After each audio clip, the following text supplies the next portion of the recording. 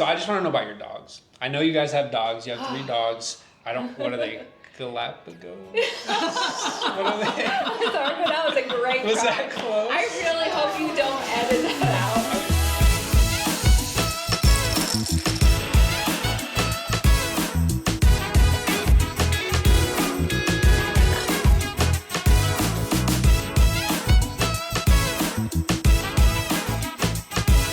Good morning, it's Gray, and welcome to episode 3 of What's Brewing. As you just saw, I am meeting up today with Paul and Amy from DVC Fan. If you're not familiar with DVC Fan, they run an awesome website, community, as well as a YouTube channel where they cover all things DVC. You can see them weekly on the DVC Show podcast where they talk about news and fun updates, and that is a great place for information about Disney Vacation Club in general.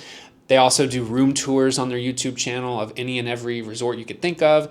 They do theme park content, especially for things DVC related like Moonlight Magic. And I've had the pleasure of meeting and knowing them now for a couple months as I've started with World of DVC. I've gotten to hang out with them at parks, at resorts, retreats, working with them through Rental Store. It's been awesome to get to know them. And I'm excited for you to get to know them, hopefully, a little bit better. But apart from DVC Fan, Paul and Amy are just an awesome couple. They're always a blast to be around, like I said, and they have super fun things to talk about. So I'm gonna head over to the beach club where I'm gonna meet up with Paul and Amy, bring them a couple cups of coffee, and like I said, just chat and hang out. So without further ado, let's go see what's brewing with Paul And Amy.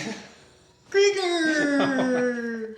All right. It's already It took in. all Like, it took all of the energy that was left in me. We'll start with what I have coined rent, purchase, sell. So I'm going to give you 3 resorts, and you have to say whether you would rent, purchase, or sell. Wait, that is it resort. rent, like I would rent it to stay, or rent my rent points out there? No, rent to stay. Okay. It's like the one that you could have a temporary relationship with Okay, versus temporary a permanent relationship versus a permanent or one you relationship. can't. The 3 I picked were Boardwalk, Grand Californian, and Animal Kingdom Villas. And I picked Grand Californian. Those are all 3 ones that we own. I know, I did. I picked ones you own, and you're rare in that you own Grand Californian, so I wanted to throw it in there. But those are your 3 options. Okay. Grand Californian, I love, but it's far away. It's not something that we get to go to very often. Mm-hmm. We bought a small amount of points there because we can bank and borrow and use it, every few years. So it's not like every year or go multiple times. So that is going to be a rent for me. Okay. It's more of a, we go once in a while. So that's where I would pick that. Okay. The other 2 are a little harder. Animal Kingdom is our first DVC, so we have kind of like a special place in our heart for it because it was, our first. It's the first deluxe resort that we ever dreamed of staying at. I just remember seeing the Disney commercials and thinking like, I want to stay there someday amongst the animals. Well, and for that reason, I think for me, I would keep that in the purchase category because it's like it's our first baby. It's our first. Yeah, we will have that DVC contract forever. Like until it expires, we will have our that. Yeah, and that's where I felt like that pride of like we own DVC. And the first thing I did when we were getting ready to close on that contract was I bought us luggage tags that had Animal Kingdom Villas on it. Do you remember that? Yeah. But yeah, I agree. I would do purchase there.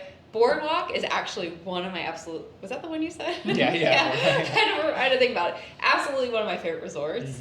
And unless you're in the DVC realm, you probably don't realize, but Boardwalk is expiring. It's one of the earliest resorts that the contract's going to expire. Yeah. So for that reason, because I don't get as much length of enjoyment from it, I'm going to sell it. Yeah, and we actually have considered that. Yes, even though we love the Boardwalk. Back when they announced the cabins at Fort Wilderness as a new Disney Vacation Club property, so they said, hey, you can bring your dogs. Yeah. You can bring That's a 2 solid point. of your dogs. Only 2. Oh. And that's when Which they I understand. lost it. Yes, we understand that We there have are 3 dogs. There are Maybe dogs like a that total terrorize. weight of dog. Like you I can think bring, ours you would can still bring be over the weight. 200 pound of dog. Yeah. That's what I would like. Yeah. At the time that actually was announced, we were like, "Oh, do we buy Fort Wilderness and sell our boardwalk?" If contract? I could bring all 3 of my dogs legally to Fort Wilderness cabins, we would be there at least like 2 weekends a year. Yeah. With our dogs. Yeah. Because it would just be so fun to Well, it saves you on them. like your dog boarding or your Right. rover fees. And they have dog parks, and there's lots of places to walk, and we can go and get takeout food and sit outside of the picnic tables. So, yeah. I just want to say that this coffee has been awfully hyped up over the past few months. I remember Mandy, your boss, I think. Yeah. She got a custom delivered one Yeah, at the the first Island day, Tower yeah. on your first day ever with us. Aw, that's so sweet, though. Yeah, it was super Aw. sweet, and it lived up to the hype.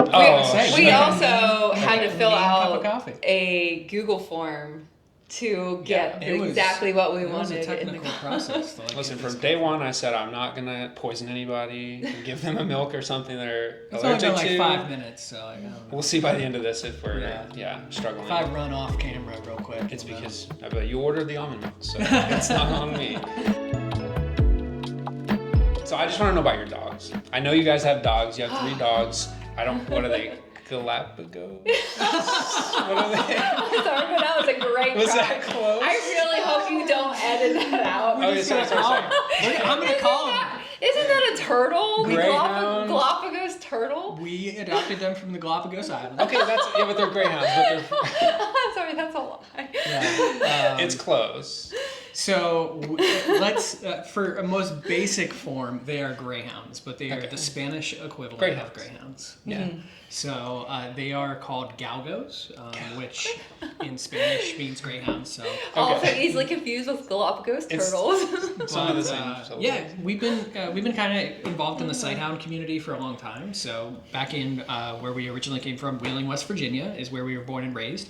They still have a track where they race greyhounds, and we adopted 2 greyhounds while we lived in Wheeling, off the track, so retired racers as they would call them, and they were awesome. We got involved in the greyhound site community, and then we learned about Spanish galgos, and that kind of brought us to our first galgo. His name is Hermes. I call him a cow because he looks like a cow. He also had a weight problem briefly, but he's doing better. Also, I'm pretty sure that you're supposed to pronounce his name Hermes, and someone asked us that one time, because that's the Spanish pronunciation. He was named by the person who rescued him in Spain, and my answer to that is we call him Herm the Worm. So yeah, in our house he's Hermes just because we're not good at the pronunciation. But we recently shared, like on DVC Fan, the galgos in Spain. So February 1st always marks the end of the hunting year. So they're used to hunt rabbits, race a little bit over in Spain. But at the end of the hunting year, they basically get rid of the dogs. And you can look it up. I'm not going to go into the dark depths of that, but it's just not a good place for those dogs. So we adopted our first one. He actually came over during the pandemic. So that's a funny part of the story, is that originally we adopted him, then everything shut down. We couldn't get him. Normally they fly with like a flight patron. So like say that you're flying from Spain back to the US, you would just kind of take custody of the dog for the flight over. They would put him in like a cargo controlled area of luggage and baggage, and then you'd get him when you got here. For our first dog, Hermes, Herm the Worm, as Amy has referred to him Also as. known as Squirmy. Yeah, he has many names. Do you know that is like a thing? Like if you have a dog, Yeah. how it morphs into 4 or 5 different nicknames. How many names do you have for your cat? Or any pet. Her name's Maki, and everyone doesn't know how to say it because it's like a Japanese name. Maki. So then we like, how do you pronounce it? So my fiance was like, well, it's like macchiato, like when you get a coffee, macchiato. So then we started calling her macchiato, and then there's like, she just calls her mama. I don't know why. So I That see. tracks. When That we had our tracks. dog, it was the same. Like 10 names. Yeah, so Hermes had to fly basically commercial air to get here, and I have this video, Cargo. Cargo. We have this great video of when he arrived at JFK in New York, and he's literally his crate is on a forklift, and you watch his forklift come down, and he lands, and then the people that brought him over picked him up, and then we met them in Pennsylvania and brought him home.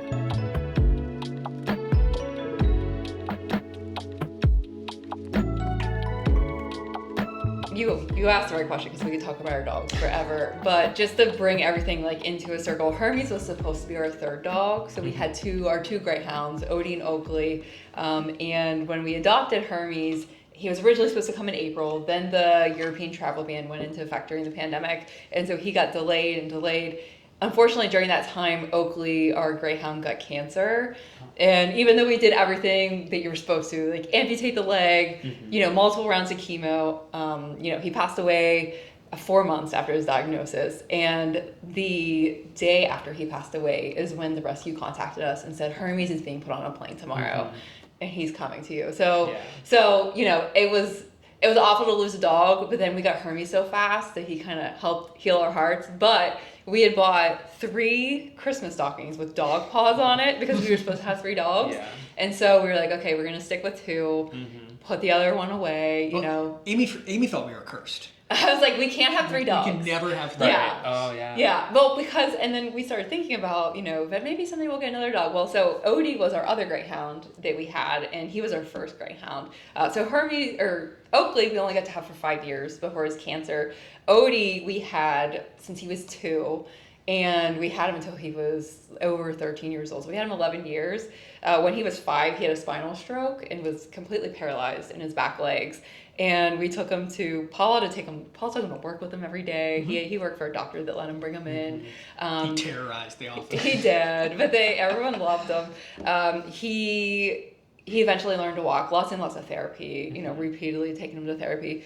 And he was always just gimpy the rest of his life. But he lived another 8 years like that. And he moved to Florida with us. Him and Hermes, because by the time we got Hermes from Spain, it was just him and Odie. And Odie passed away, it's been like a year and a half now. Yep. In November of the year before last year. And we were like, okay, well, we need another dog. Hermes is lonely. We're lonely. The house is very quiet without Odie. We had him for so long. And we reached out to a local Galgo Greyhound rescue group that's here in Orlando called Greyhounds in Motion. They're amazing, and they adopt to 30-something states. So if you want a Galgo from Spain or an Irish Greyhound or an Australian Greyhound, they have so many adoptable dogs. But they talked us into, they were like, we've got this bonded pair. We thought we were just gonna get one dog. We wanted this Irish Greyhound. What was his name? He was this Drummer. Big dog. Yeah. We've actually met Drummer, and now that we met Drummer, we're like, whoa, you a big boy. He was. And crazy. But we originally did go to their foster house with the intention of, we're going to adopt one dog. We put one dog bed in our car. And, throughout that day, the people of the rescue kept sending us, pictures. They're like, we've got this bonded pair of Galgos. And we promised the person who gave them up that we would keep them together. And we really want someone that has Galgo experience. They knew we had Hermes at home. And we're like, we can't, on the way there, we were driving there. Paul's like, what are you thinking? Can we bring 2 dogs home? And we went and we met them, and they literally packed them up and sent them home with us that day. We know you're unsure, but take them. They were like, take them for a trial period, and that was like the end of it, right? But now, now we have 3 Galgos, and in this past Christmas, actually we had them last Christmas too, because we got ready for Thanksgiving. Yeah. We were able to hang up our 3 dog stockings. Yeah, so. And coming full circle, last year we were able to go to Spain. We had a European cruise booked, and we reached out to Greyhounds in Motion. We said, hey, we're going to Spain. Do you guys plan to bring any dogs over at this time? So we were actually flight patrons for 7. We brought 7 dogs, from Madrid to Miami. So not for ourselves, or not at our house, but they were all adopted out within a month or so. Yeah. And it's really important. A lot of people will say, why dogs from Spain? There's no animal protection rights for hunting dogs, over there. And so they're just very vulnerable. And in order to find them families, 75% of them are adopted outside of the country. So they have to fly them around the world, to find homes. So you think we're passionate about DVC? We'll talk about dogs the rest of the night. So that's the content we want to hear.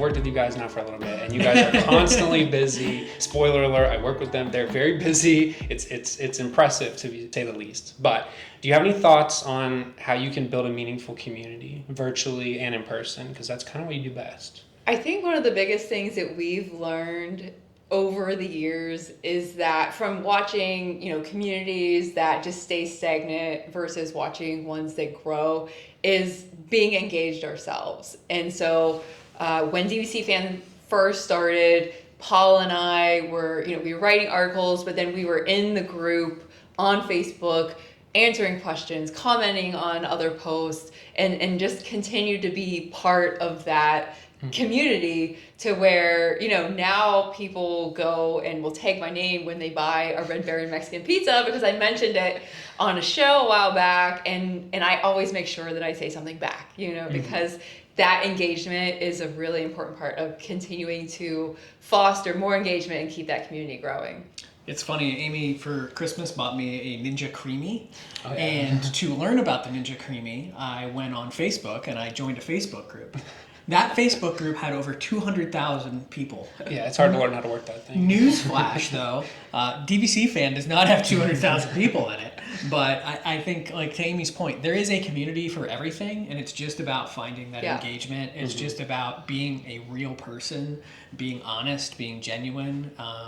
You've worked with us long enough at this point. We are exactly the same people on camera as we are off camera. I'm a little quieter, though, off camera, but yeah.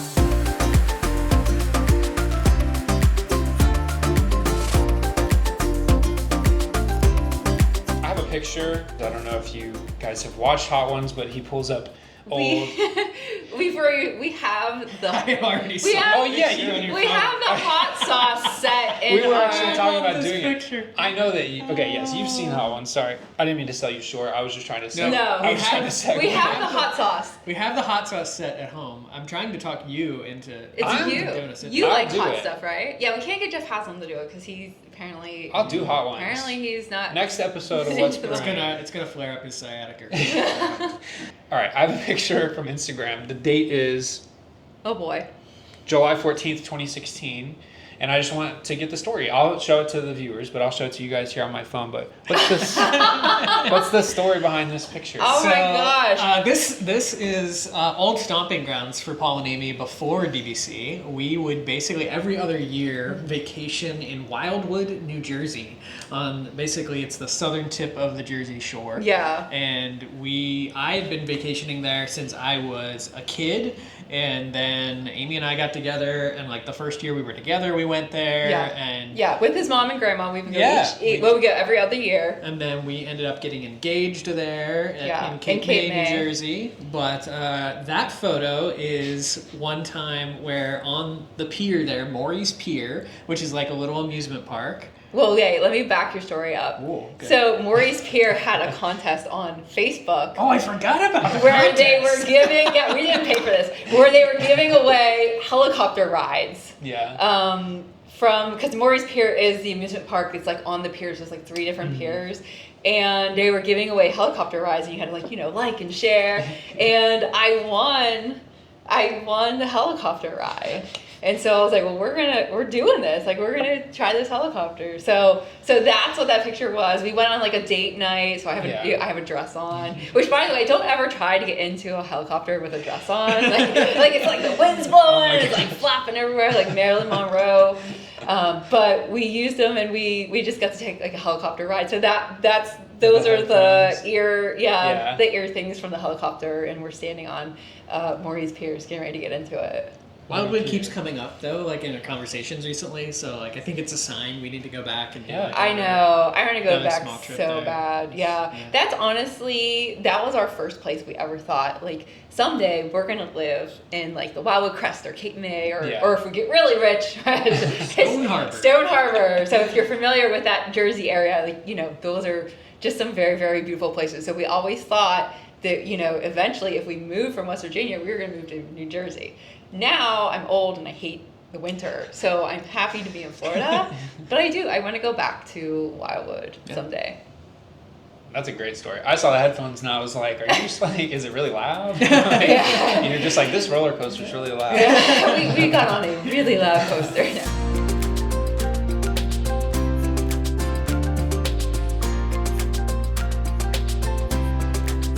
This is for Amy.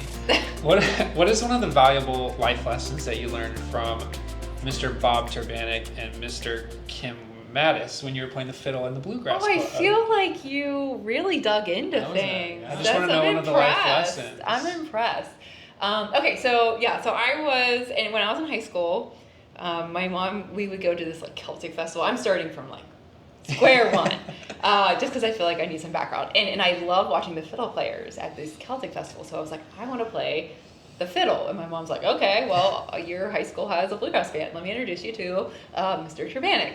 And he was like a graphics arts teacher, and he had a bluegrass club. And he had like actual like kids that formed like little bluegrass bands, and he would take them and they would play at different festivals and different places. And so I got involved with that. At the time I had no idea how to play the violin, and everything they teach is by ear, because it's bluegrass. It's not like classical, symphony. At that time, I took piano lessons for 10 years, like throughout my school. So I had a little bit of music, but not a ton. But anyway, so I joined this bluegrass band, and I learned so much. Honestly, and I said this last Christmas. Mr. and Mrs. Turbanek actually came to our cabin to meet our cool. 3 galgos, to meet our dogs, and just to I haven't seen them in so long because we moved to Florida, and just get to know Paul a little bit more. And I said to him, like, I don't think you realize, and he retired during the pandemic. He had some health issues, so he was worried. And honestly, like, he has such an impact on so many students. He did that bluegrass band for years and years and years. And now that he's gone, unfortunately, it's gone because there's no one left to teach those kids.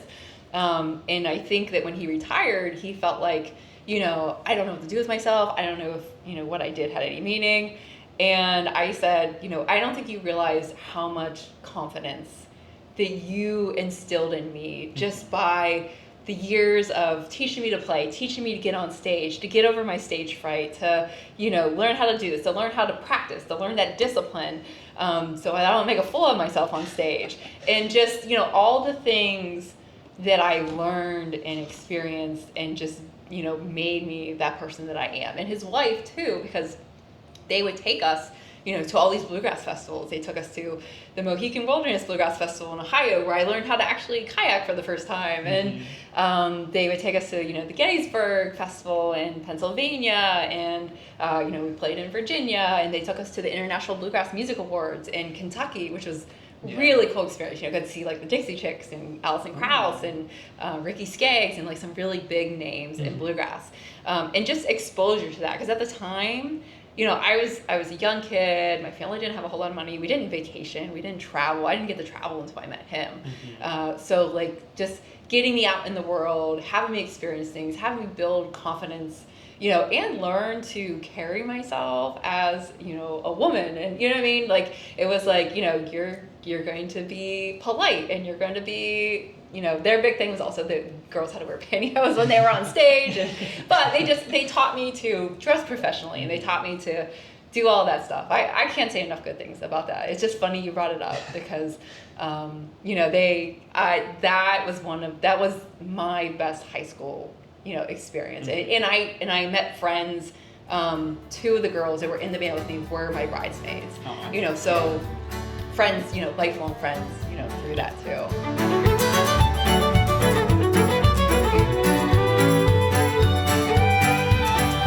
So you both are musicians. Well, My undergrad was in music ed, actually. Yeah, so he plays the saxophone, if you don't know.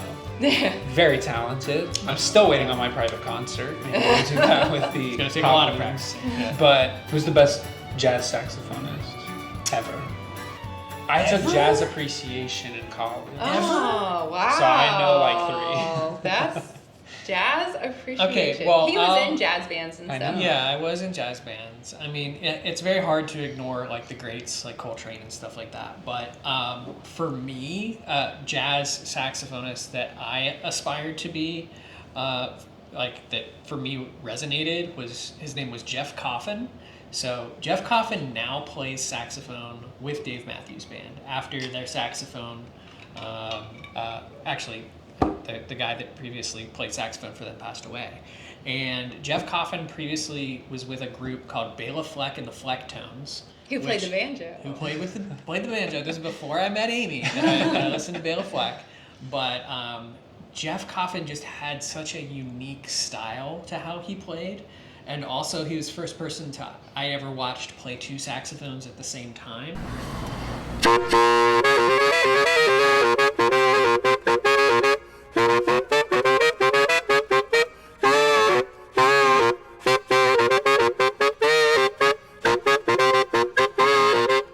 So it's got a whole different kind of sound. And have it make any logical sense whatsoever. So, like, he just does stuff with that instrument that was crazy. At the time when I was in college doing my undergrad, he actually came to Pittsburgh and did a workshop, so I got to see him do a workshop in Pittsburgh. I got to see Bela Fleck and the Flecktones. Actually, if you watch some of our shows, you'll actually see off on the side on one of the walls, it was actually the poster from that show, and every single artist actually signed it. Yeah. So, like, he's the saxophonist that I always wanted to be.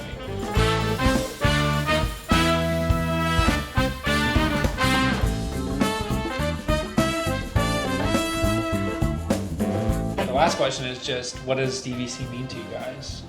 Just in general.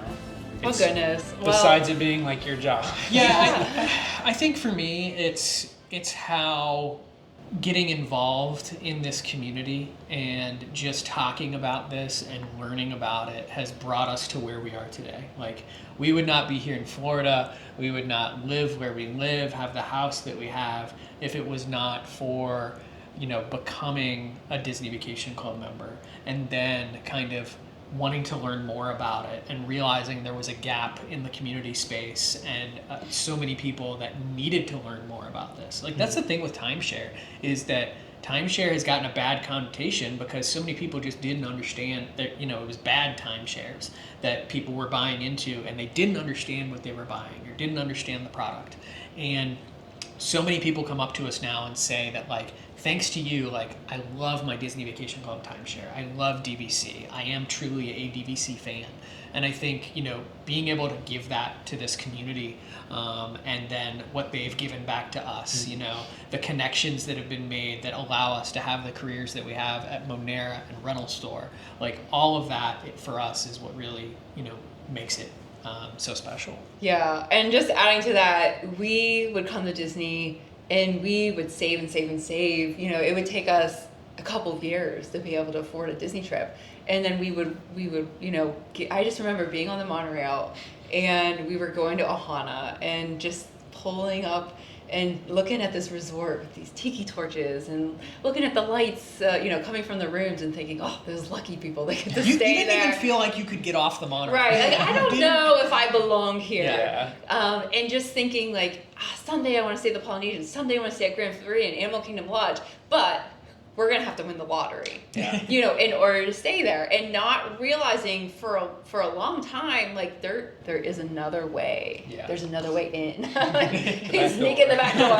Yeah. But that's what it was for us. And, that first trip that we took as DVC members, we were so excited. We stayed at 6 resorts in one stay. It was like maybe like an 8 or 12. I think it was a 12-night trip. Yeah. But we just, like, a couple nights at each resort. Yeah. I want to see as many as I can. Like, we were just so like, oh, we got to see this. We got to stay at Bay Lake. We got to stay at Grand Floridian. We got to stay. And I just remember being at the Grand Floridian and sitting on a balcony in that room, and it's like, I used to look on these, from the monorail window, like, hi, I wish I could sit on that balcony like you are. Like, I wish I had that kind of money. Yeah. And realizing I don't really need that kind of money. I just need to know how to buy DVC resale. Yeah. But just that feeling of just, like, surreal. Like, I'm staying here.